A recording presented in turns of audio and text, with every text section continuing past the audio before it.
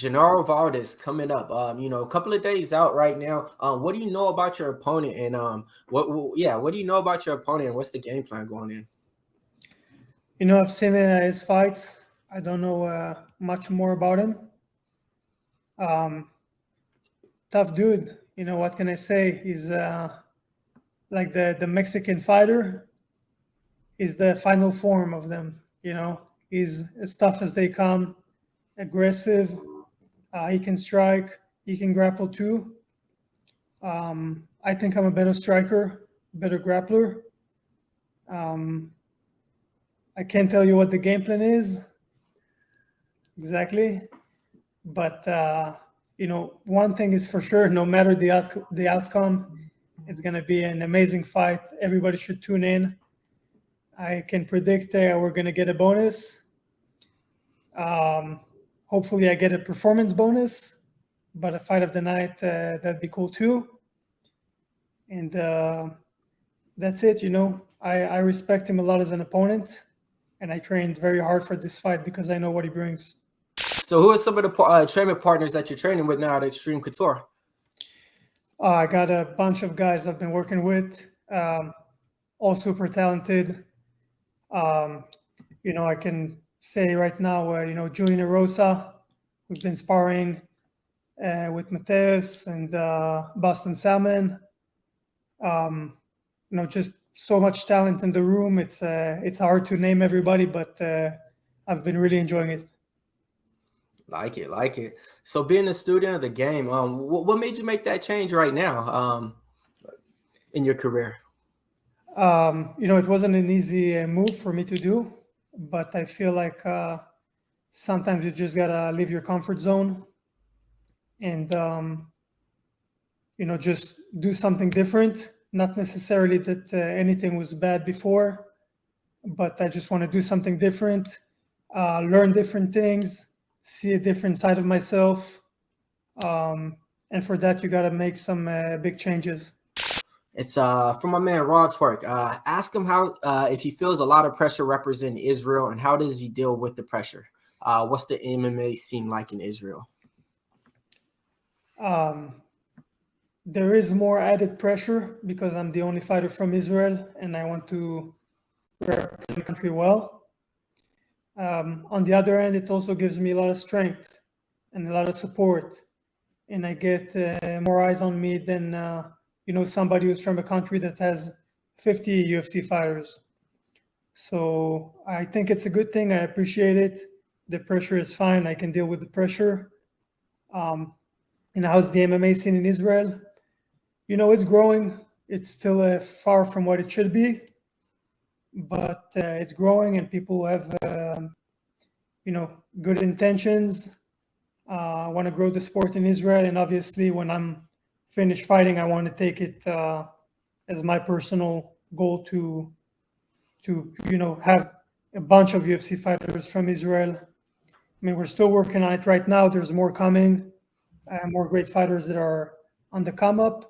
But when I'm done fighting, I want to focus on making the level higher level of competition, higher level of athletes, whether it be in coaching, promoting, managing, whatever I can do to help the Israeli fighters. That's what I want to do. I still remember it vividly, man. I think it was a couple of months ago, but I remember your Instagram post, and it was like a picture of you or a video of you, and I want to say you were in a bunker, like underground somewhere.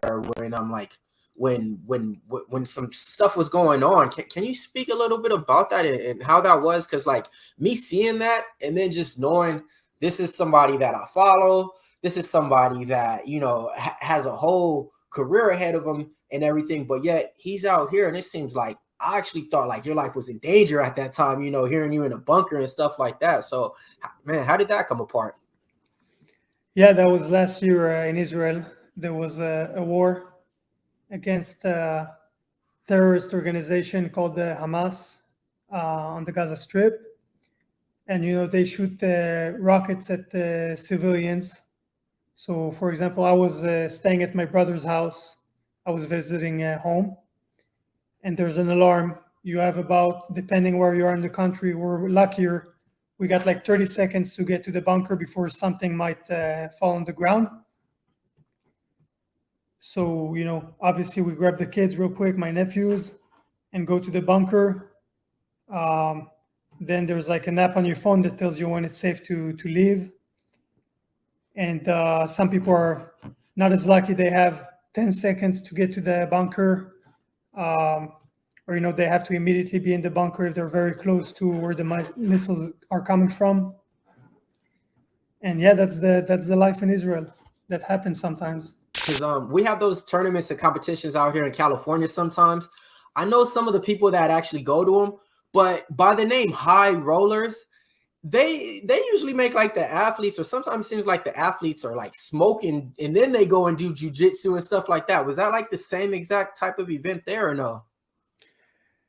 So first of all, it is like big on weed, like companies that sponsor it and everything. The sponsors of the tournament are all like smoking and edible companies and stuff like that. You don't have to smoke. I personally don't smoke, but whoever wants to smoke before can do it. It's legal in Vegas. It's open. Everybody's fine with it.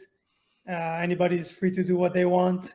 And in this specific tournament, yeah, you can smoke before you roll. I don't know. I don't. It doesn't sound fun to me. I rather just roll, but it's cool. And I have the right coaches behind me to guide me, and I have my experience. I do agree that a lot of fighters like doing what they're good at, and I can always see like you got the best striker, somebody that's amazing, and every time you walk into the gym, he's on the heavy bag.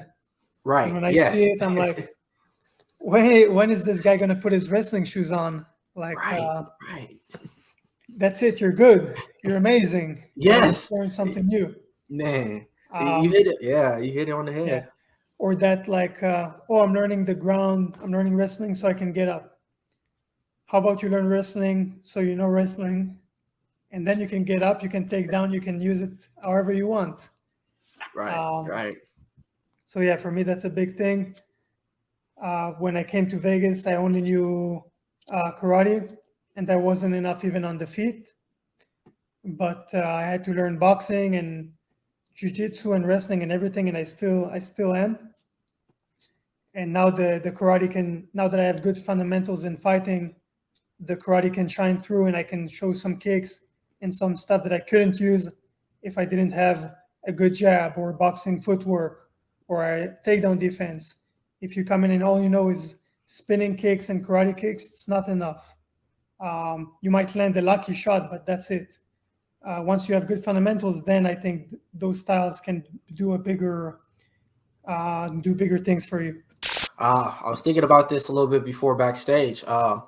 Have you ever thought about actually being like an action hero in movies, like a stunt double, Cobra Kai? I mean, Jean-Claude Van Damme got his movie career based off of his martial arts, and I will say this. I mean, you got the body. I mean, you look like a chiseled up Michelangelo put together a perfect sculpture of a man. I mean, you got the kung fu strikes. I mean, you got the karate background, and not just that. I mean, you live it.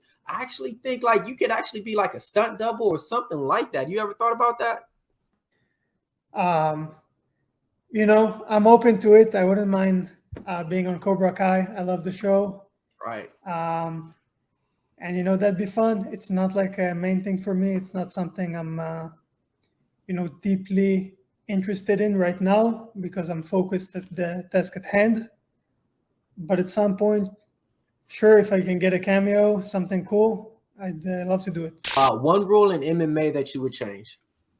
12 to 6 elbow. What was that? 12 to 6 elbow. Oh, okay. Oh, that's the first one. All right, I like that one. Okay. All right. If you could be part owner of Bitcoin or part owner of UFC, which one would it be?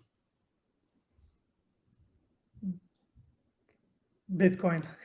Okay. All right. I like that one right there. All right. Would you rather have a rematch over any opponent or green cash?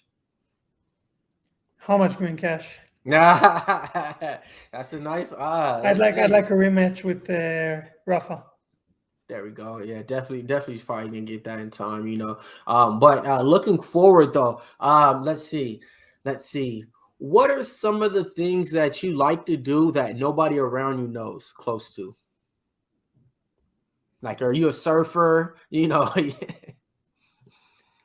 Not much. Things I like to do, nobody knows. yeah.